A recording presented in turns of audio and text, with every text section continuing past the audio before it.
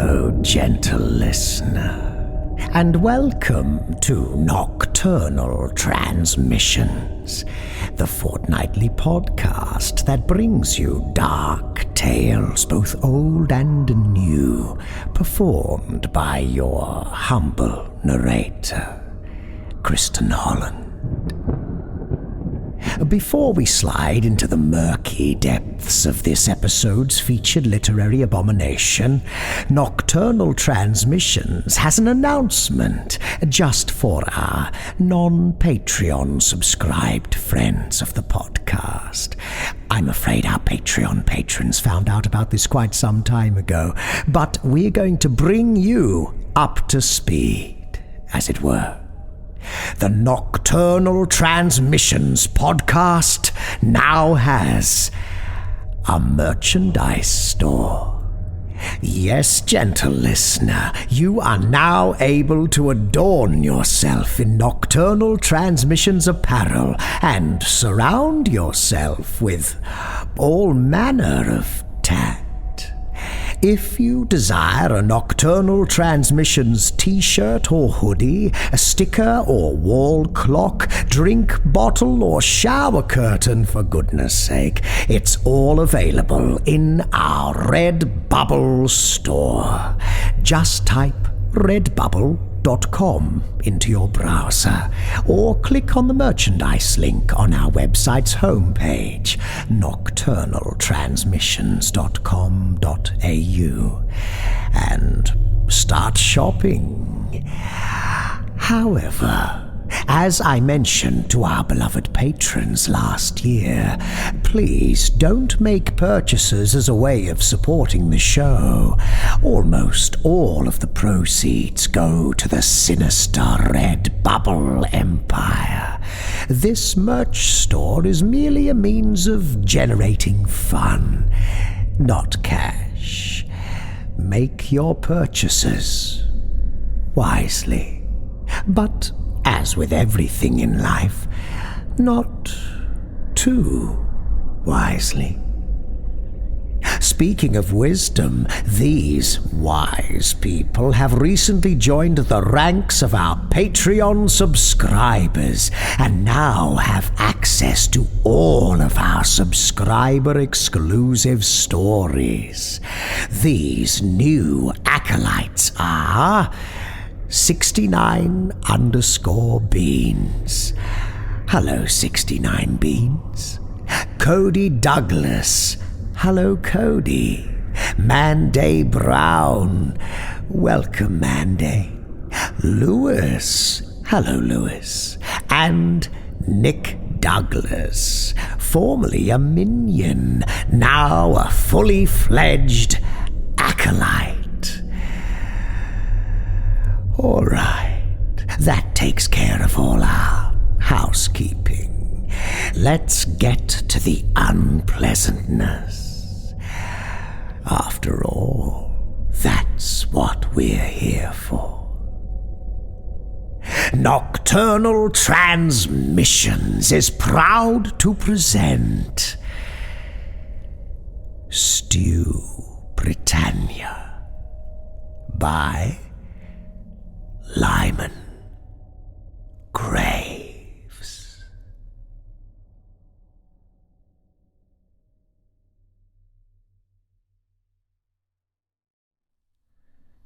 A shrill, unhappy sound, impossible to place in the late afternoon haze, echoed across the surface of the River Thames. It might have been some queer noise of subsidence or tidal erosion, or a barge whistle clogged with gull droppings. Fanciful listeners might have thought it the anguished warble of some lesser river spirit, a poor relation of Achelous, plagued by stubborn wind. Most likely of all sources was the latest London suicide. Realizing too late the needless agony of doing oneself to death in such a singularly foul waterway. Common wisdom held that the stink off the Thames, which seemed to double its force daily, carried all manner of sickness, from cholera to malaria to scarlet fever. Short-sighted understanding of the currents between Twickenham and the estuary had done the river as much damage as a general underestimation of how much effluvial waste London could feed its precious artery to the sea. The mingled fetor of 3 million, flecked with domestic refuse and industrial detritus, had no chance to clear itself.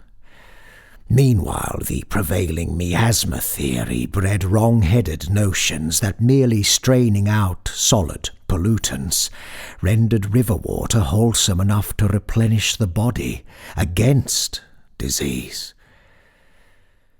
If that rank atmosphere offered any grace or promise in the year of our Lord, 1855, it held none for the circumstances of Winston Arthur Linnet.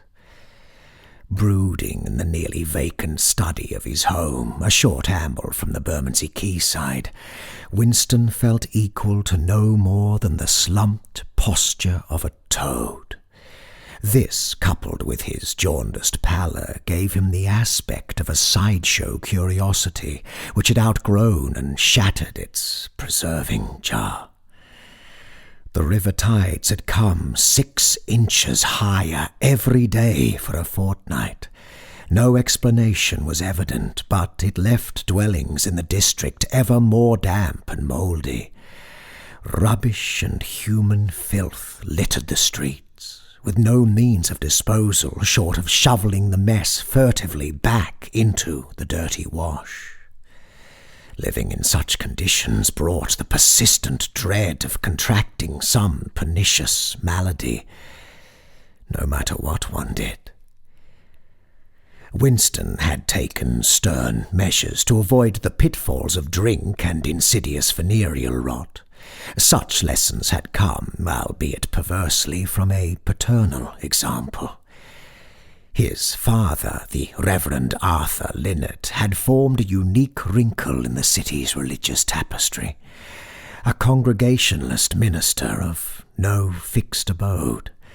For all Winston knew, he had been self-ordained, for no church ever claimed him. Like the Son of Man, he'd sought his spiritual charges amongst low company, but proved more susceptible to the ministry of gamblers and dollymops than they ever were to his moral instruction. The inexorable twins, typhus and gin, had the final say on his body.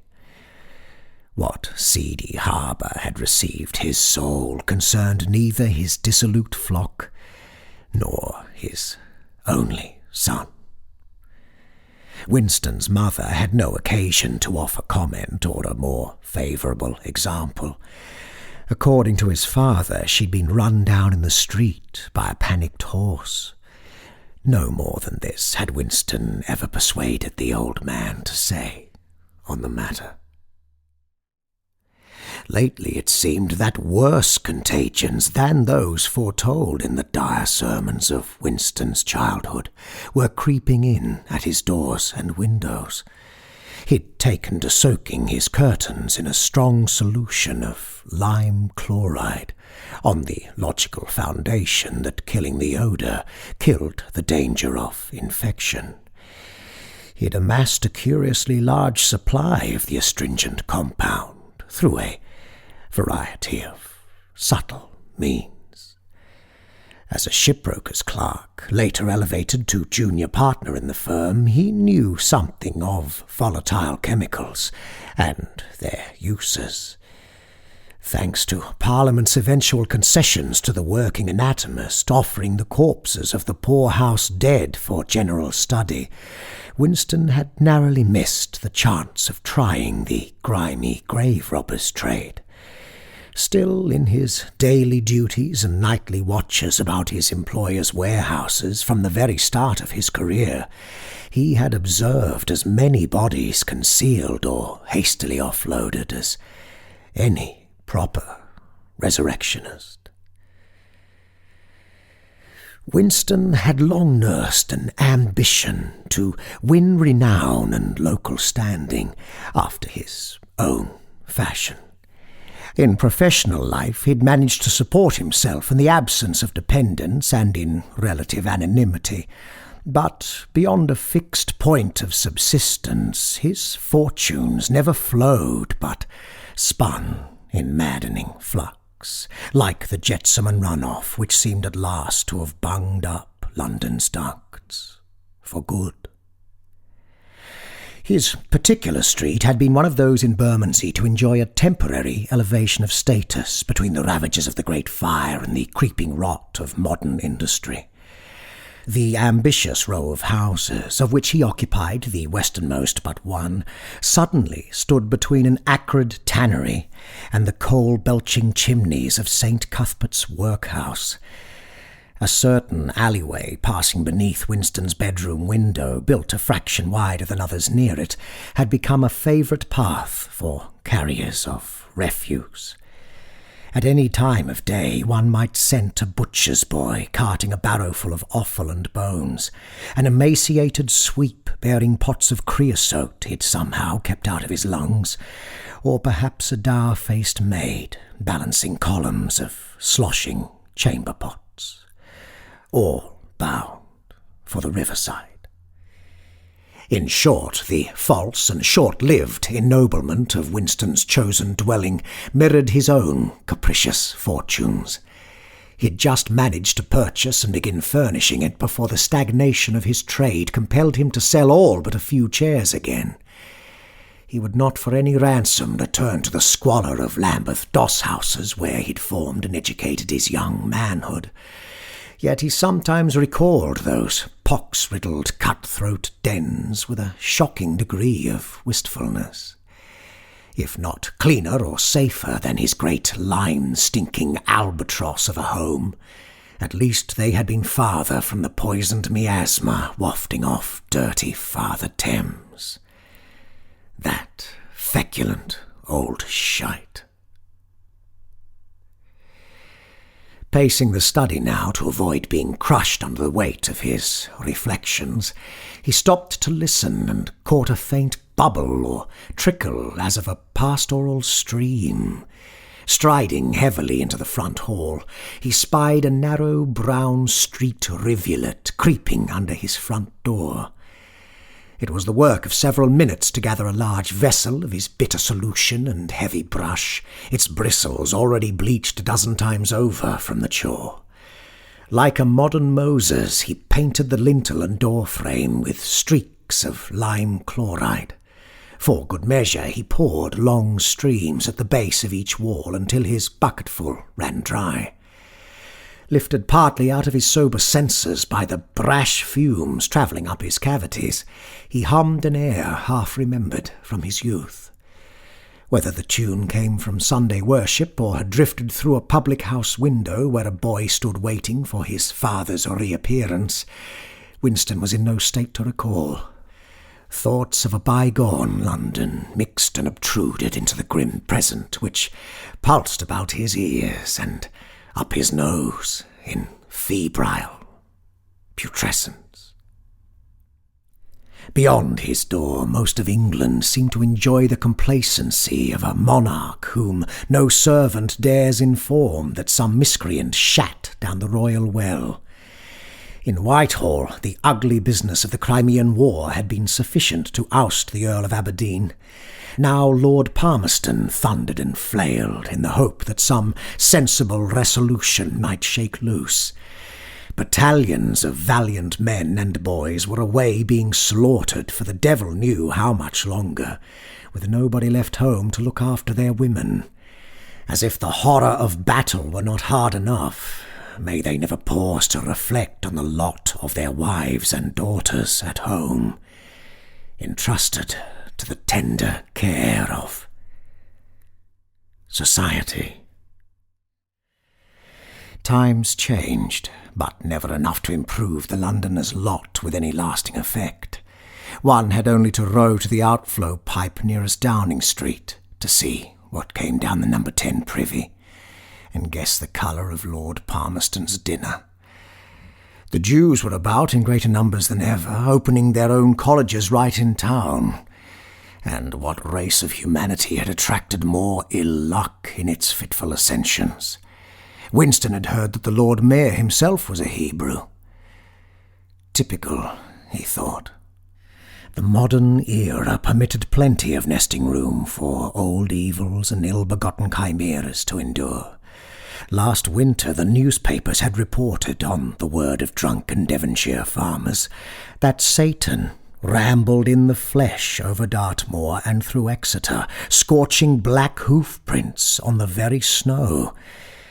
It was no easy thing to gainsay, as it made too little sense to be credited for a start. It seemed less a sign of the times than a reassurance of eternal, unvarying dreadfulness, wherever Britons had the bad sense to settle.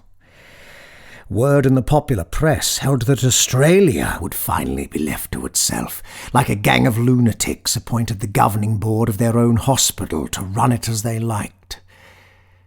Good riddance. London had its own devils to contend with, and far nearer than Devon. There had been other troubles, other strife abroad to announce Winston's birth in 1812, and again around his quarter-century. In 37 or 38, a lot of upstart crapauds had stirred the bowels of Lower Canada and given enough trouble to keep a fair detachment of colonial regulars out of their homes and husbandly beds for a solid year. Perhaps, and perhaps not, this had conjured the first accounts of him who'd captured young Winston's imagination, and the horrified fascination of plenty more besides. The Bear-Skin Bounder, a few called him, or the Devil of London, but the spectre grew in time to inherit the title of Spring-Heeled Jack.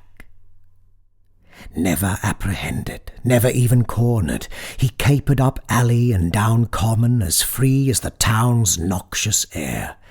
Young wives and servant girls were his favourites to terrorise. He might lay rough hands on one, claw another, jabber and shove a third into a muck-filled gutter all in one night, like the Christmas ghosts of Mr. Dickens distilled into a single corrupt form. Worse befell those whom Jack caught unluckily near a cesspit, or the Thames itself. At that time the city sewers had not even reached their present paltry state of integrity. If one escaped a tumble into perilous river tides, there lay myriad open trenches full of Londons, feverish leavings, waiting to suck the incautious down. Those lasses who'd merely been driven mad with fear in the safety of the open streets or at their garden windows had much to be thankful for. Lloyd's Weekly, the Flint Street Gallimaufry, and even the Manchester Guardian could not decently print more than the bare details of Spring-Heeled Jack's most nefarious and revolting assaults. Winston, grown in those days, but still very much a lad, was making his first forays into independence after shedding the burden of his late father's debts. He devoured every scant, half-reliable account of the mysterious marauder, unattached, known only to the shipbrokers employing him and a few rag-skirted bunters for whose gin-sweaty company he'd grudgingly paid before discovering truer thrills. Winston had been of an age and temperament to perceive more in the spring-heeled sensation than shocked old grey-headed deers or children frightened to sleep with the promise of old Jackie's visit. He saw beneath the dread and halting gait of Jack's favourite females in the streets, down into their tremulous hearts. Every woman Winston observed seemed to vibrate with expectancy in her bosom, wondering if she dared not hope outright whether the terror might choose her to leap at next. To meet the caped mischief who strode on a man's legs, yet sprang as a beast, eyes burning beneath its mask and hooves kicking sparks against the cobbles. Ah, what a tale, provided the chosen one lived to tell it. Even should the worst happen, what a legend Jack could still make of a girl in a single night. Her unfortunate name would ring on every tongue in the district, the same as her phantom assailants. For weeks. Once Winston had recognized this vain heart's lottery among the fair sex of his city, he felt bold enough to reach for a share of the legend himself.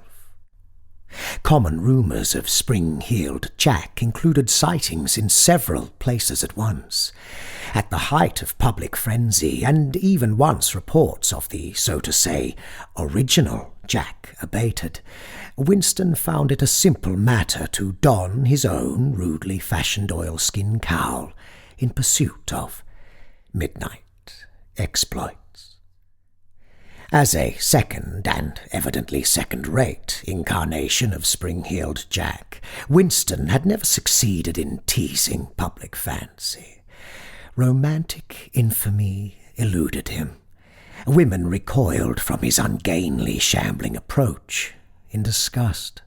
There was no terrified thrill in their eyes, or even genuine fright. They struck and cursed him, some pelting him with stones as they fled, until one fortuitous evening, when he'd wrung the neck of a copper-haired girl in a burst of wrathful pique. He then bore her, wrapped in his cloak, to a fiendishly mucky shore, where dying dogs and beached fish writhed among the bones of their forebears.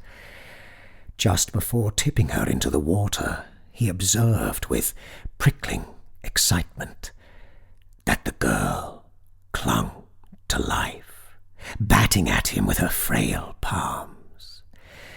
Kneeling to apply his full weight, he held her still to drown in the soft mire as the tide rushed in about his knees. Winston's initial dismay at outright murder evaporated quickly, supplanted by the perverse pleasure of feeling a defenceless one in mortal fear flutter her last. He forgot his trivial imitation of the genuine Jack's roguish pranks. He devoted his mental energy to gruesome plots for dispatching the unwary. Sturdy ropes, casks of pitch, pilfered kitchen knives, and countless other small instruments played their parts. Blood and fly-blown tripe became a favourite accessory for torture when he could steal it. It prompted strong reactions, whether one cast it suddenly in bucketfuls or contrived to truss and lower a victim head down into the stuff. Tainted river mud also recurred in his performances. A handy substitute, if nothing more degrading, lay near. Each adventure drew to its close with generous helpings of his faithful lime chloride. Even then his professional associations had taught him to lay on stores of the stuff for scrubbing and concealing that which, inconveniently, decayed.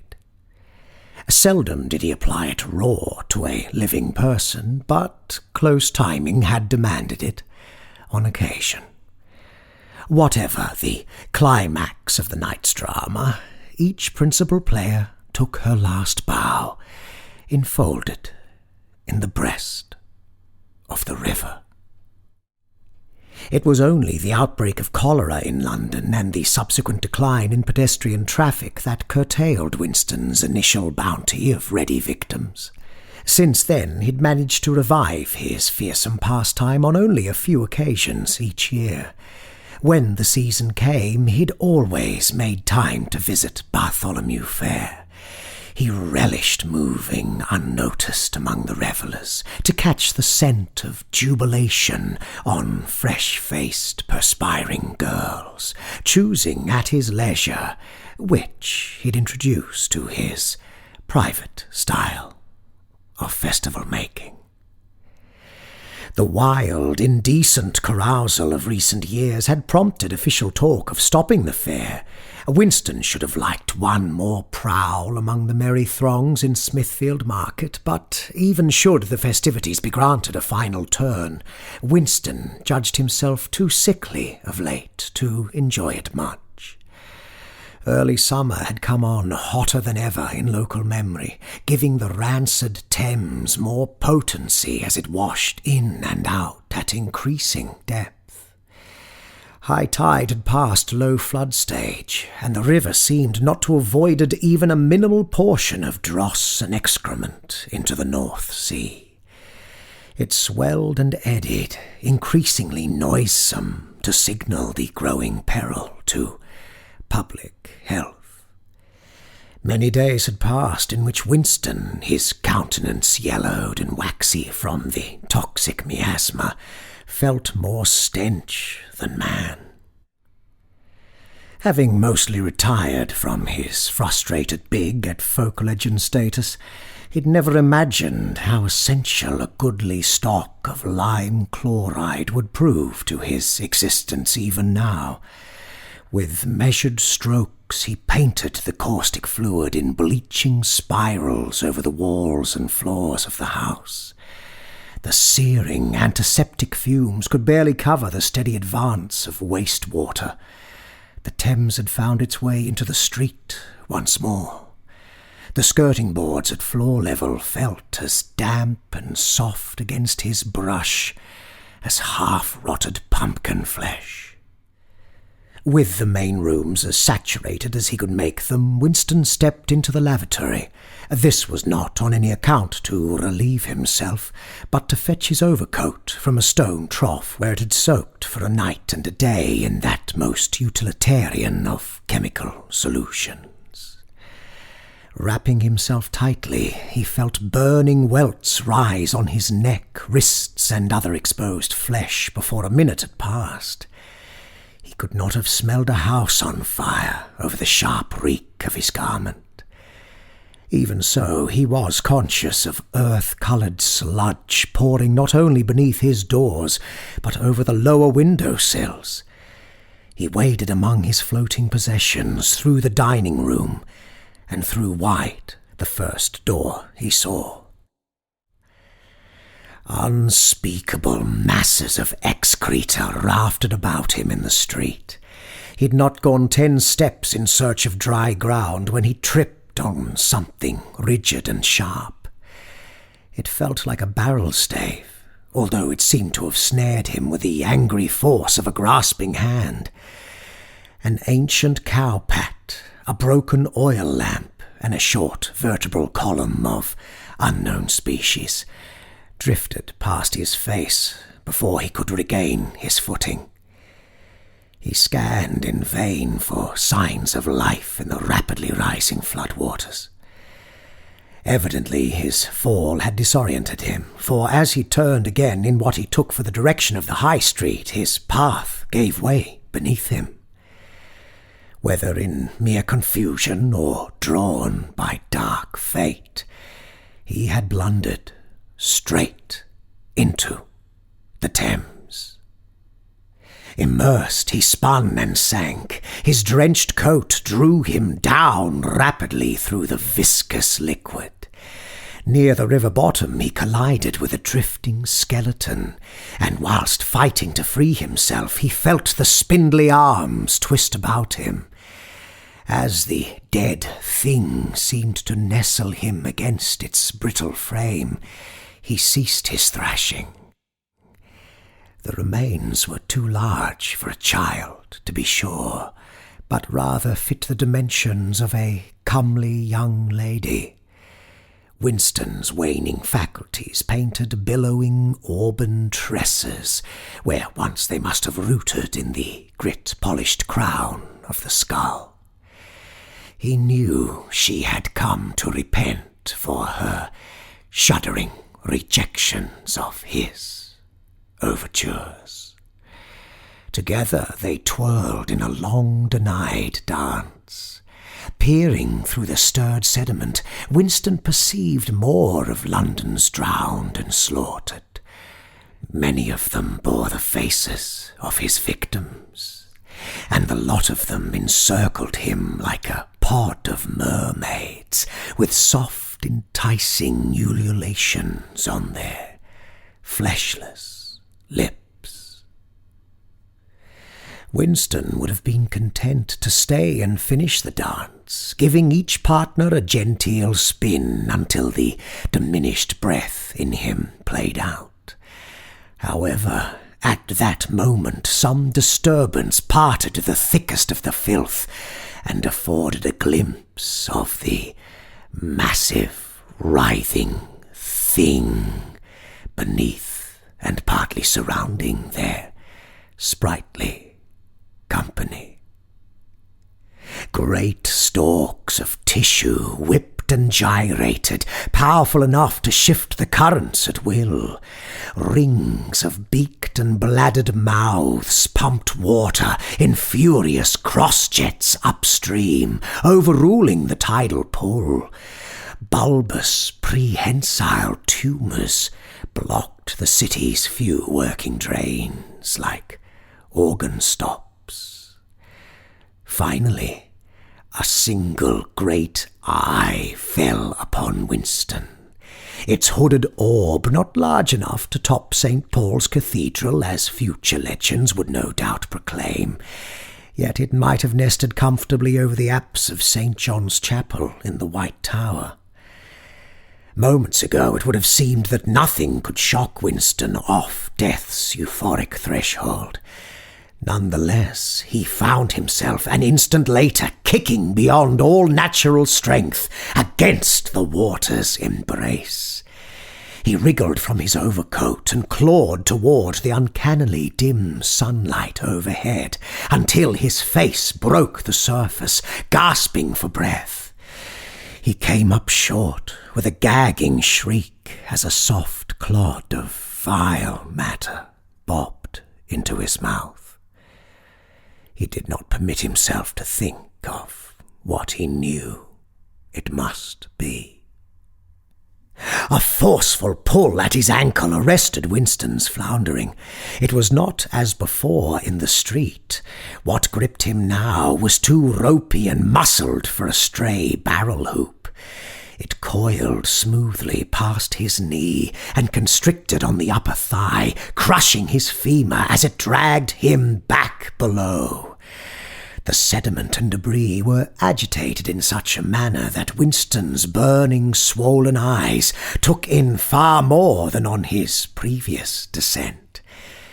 He would sooner have welcomed the mercy of blindness. A bed of chitinous hooks unfurled from the central mass to taste him, stripping flesh off his ribcage like paper from a Christmas parcel. In that moment, his last by any reasonable estimation, Winston dared clutch at a thread of hope. He had coveted yet failed to seize notoriety on his own account. Even so, if some neighbour had seen him pulled screaming to the depths, he might one day be remembered as the first soul taken in a new deluge of horror.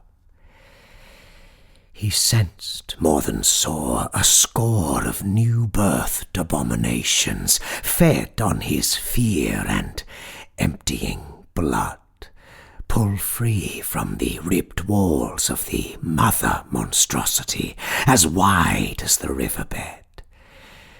They beat their way upward in a churning maelstrom toward the feeble glow above. In minutes they would crest the banks, and be free to hunt the inundated streets until the tide turned and the surge receded once more. God grant that it ever should again.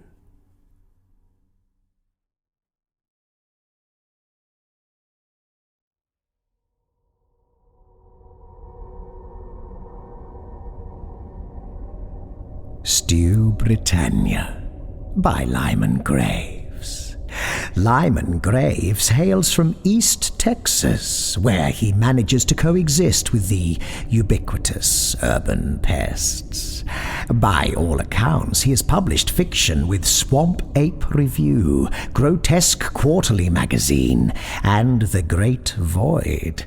His story, When the Owls Call, appeared in the Red Room Press Anthology, Year's Best Hardcore Horror, Volume 4.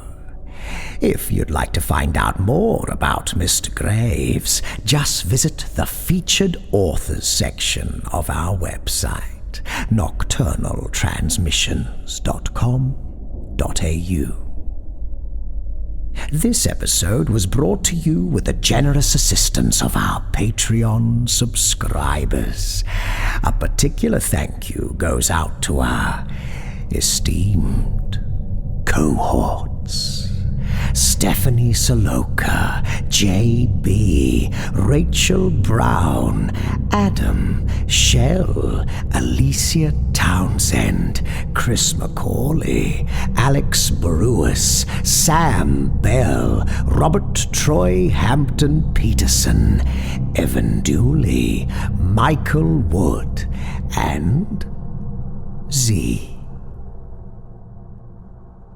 All non-public domain stories are featured with the permission of the authors. All voices and production are concocted by Kristin Holland.